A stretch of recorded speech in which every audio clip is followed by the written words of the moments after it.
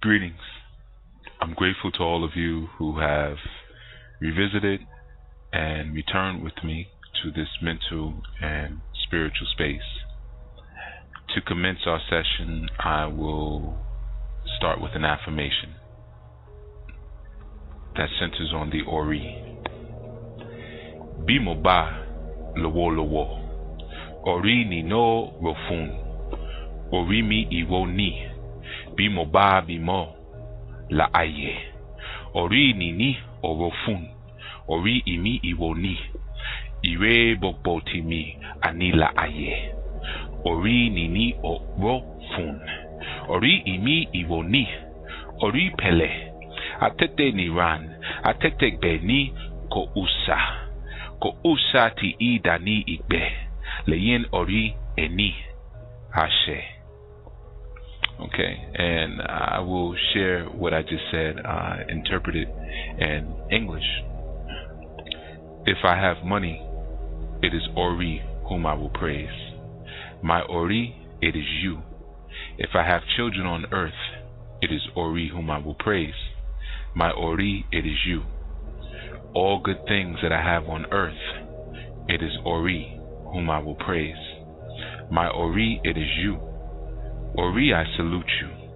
You do not forget your devotees. You bless before the other Orisha. No Orisha blesses without the consent of Ori. Okay, in this session, en route to approaching our Orisha breakdowns, we're going to begin with the most foundationally critical spirit entity that one should know and comprehend. And the entity that I'm referring to is you. You are the most important spirit entity to examine, explore, and have knowledge of before any other deity that you deem or have been taught is external to yourself. So your spiritual and your personal spirit, I should say, and mind matrix functions as the gateway to any spirit contact and development. So it's important first to have some level of comprehension about that spiritual matrix within you, as well as your own mental matrix. Your eyes cannot see what your mind does not comprehend, and your spirit will not engage any spirit that it has not opened the door to. This affirmation that I just stated, it speaks to that. If you do not or cannot open your own personal cosmic gateways, no amount of prayer, rituals, candle lightings, ebos, exorcisms, misas will bring you your desires. It all starts with you strengthening your spirit, strengthening your connection to your highest self, and maintaining a good auric balance throughout your multiple dimensions that the entity known as you does exist in. To get into these concepts in this session, I'm going to be pulling from two traditions. One, the Haitian voodoo tradition, as well as the Nigerian Yoruba tradition. I'm going to start with Yoruba and get into some things, and in doing that, hopefully it will shed some light on why it's critically important to understand the spirit / spirits really that exists within you. So to start off, I'm going to pull for an excerpt from the ORI information from my book, Grasping the Root of Divine Power. And I'll begin here. Ori, your own personal superhero. Here is where we find one of the greatest distinguishing aspects between African spirituality and Western religion. With the Yoruba aspect of the Ori, it is noted that we are all birthed into this world accompanied by a personal guardian Orisha, who in fact is our truest self, the source of our energy. Your Ori is you, and you are your Ori. This is ours to have and takes no acceptance of its presence or ritual that cleanses us from the impurity of our conception as a result of the sin of man entering the course of woman. Your Ori holds the portion of divinity and destiny that you were appropriated in Horum, which is heaven, prior to your arrival here in Aye, which is earth. It is your individualized ration of the supreme consciousness that maintains the motion of the universe. It is commonly stated in regards to Ori that is the container for a person's destiny, and that destiny is predetermined in Orum. It is the author's deduction that a person's Ori represents more of a preordained path rather than a predestined path. The predestined path would be one that would not require effort on the part of the owner of that Ori or head.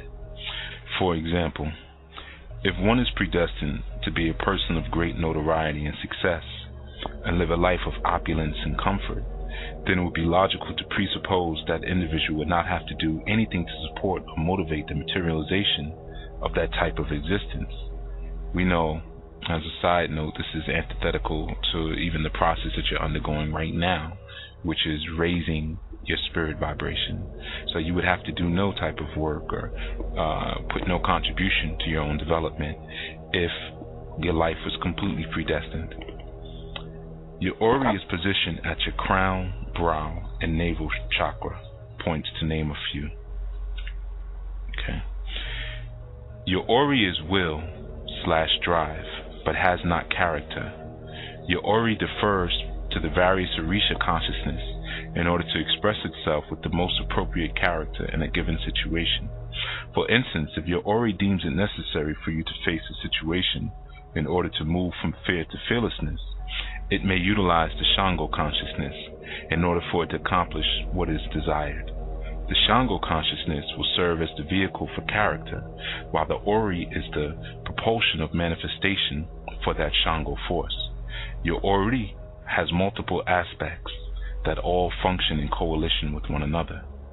You have your Ori, which is your conscious mind, your Ara, which is your physical body temple, your Ori Inu, this is your inner self, your superconscious mind, your Ori Ipako, this is your connection to your extended family, your Ori Ipori, this is your true spirit body that resides in Orun, your Ori Iwaju, this is your first eye, your clairvoyant portal, your Ori Atari, this is your transcendent cognition that connects you to your spirit self in Orun. Our Ori assists us in achieving oneness with all of creation, while maintaining and strengthening our relationship with our highest order thinking and functioning. Our Ori is our chain link to the supreme intelligence. It is our individualized portion of Oludumare's divine spark, which allows us to fully realize ourselves as deities. It is the paramount self and the superconscious. One can connect to the Ori through meditation and rituals, similar to connecting with the various Orisha.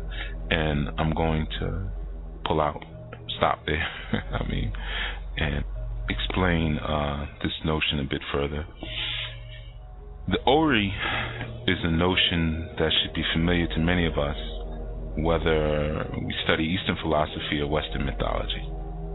The Ori is the individualized portion of the greater life expression. In Yoruba tradition, we have the concept of Ori, which can be broken down, as I just did, in the book.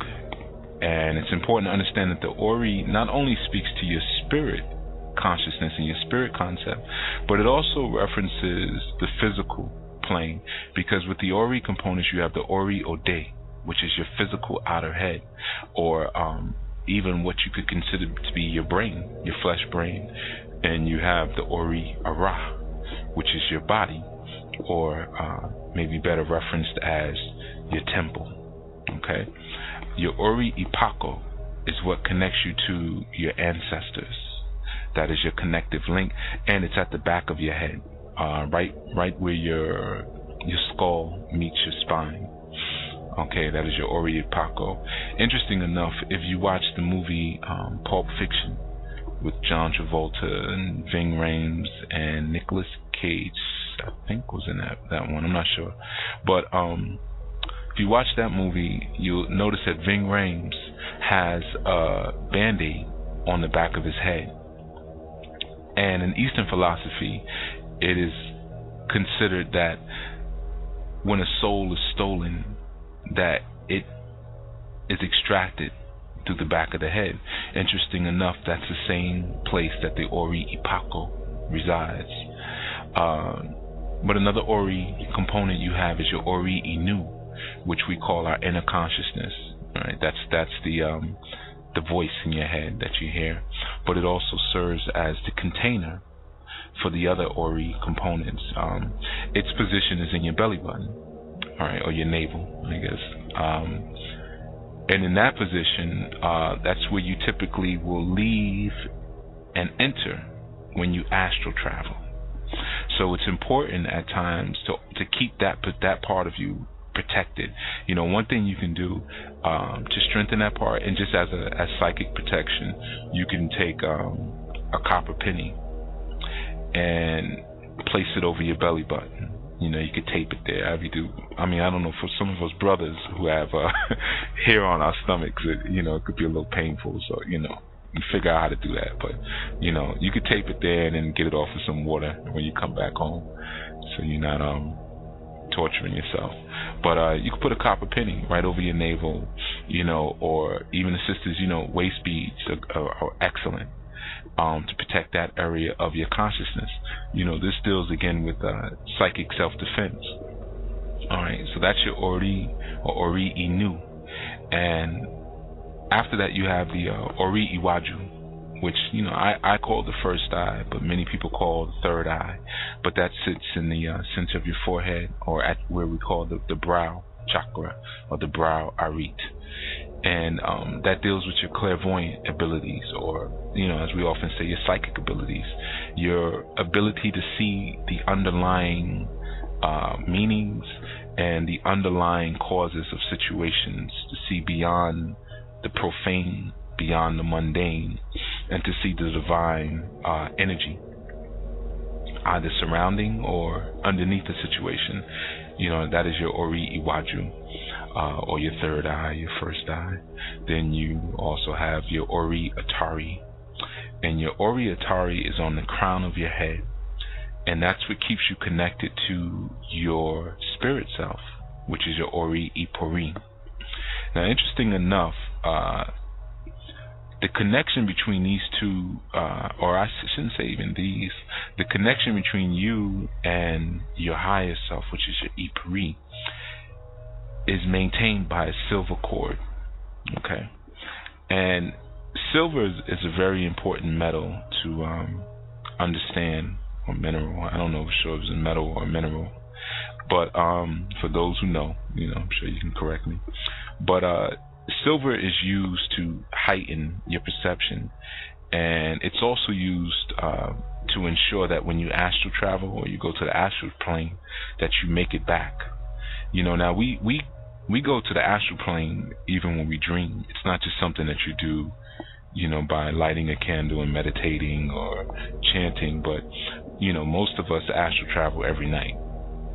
So silver is used to make sure that you make it back home, your entire soul, and a portion doesn't get trapped somewhere else.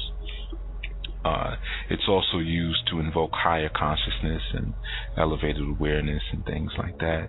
But like I said, it's said that your astral body is connected to your physical body by a silver chain, and that's a universal concept. That's not just coming out of the Yoruba construct.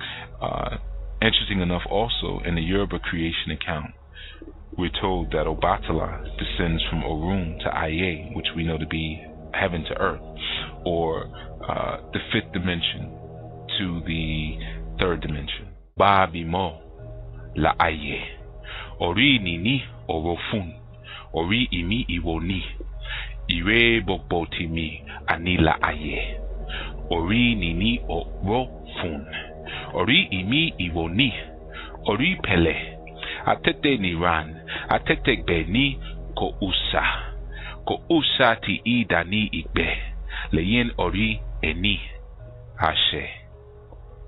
Okay, and greetings. I'm grateful to all of you who have revisited and returned with me to this mental and spiritual space. To commence our session, I will start with an affirmation that centers on the ORI. Bimo ba lowo lowo. ORI ni no rofun. ORI mi iwo ni. Bimo. I will share what I just said, interpreted in English. If I have money, it is ORI whom I will praise. My ORI, it is you. If I have children on earth, it is ORI whom I will praise. My ORI, it is you. All good things that I have on earth, it is ORI whom I will praise. My ORI, it is you. ORI, I salute you. I'm referring to is you. You are the most important spirit entity to examine, explore, and have knowledge of before any other deity that you deem or have been taught is external to yourself. So your spiritual and your personal spirit, I should say, and mind matrix functions as the gateway to any spirit. You do not forget your devotees. You bless before the other Orisha. No Orisha blesses without the consent of ORI. Okay, in this session, en route to approaching our Orisha breakdowns, we're going to begin with the most foundationally critical spirit entity that one should know and comprehend. And the entity that I'm